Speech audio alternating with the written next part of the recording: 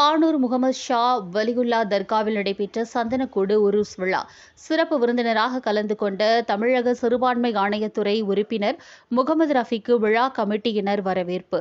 அவிநாசி அருகே உள்ள கானூர் பகுதியில் தக்னி சுன்னத் ஜமாத் மஸ்ஜித் முகமது ஷா வலி தர்கா அமைந்துள்ளது.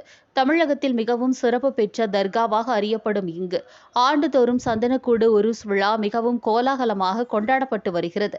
இந்நிலையில் இந்த ஆண்டு சந்தனக்கூடு உருஸ் விழா வெகு விமரிசையாக நடைபெற்றது. விழாவில் சிறப்பு விருந்தினராக தமிழ்நாடு சிறுபான்மை ஆணைய உறுப்பினர் முகமது ரஃபி சிறப்பு அழைப்பாளராக கலந்து கொண்டார்.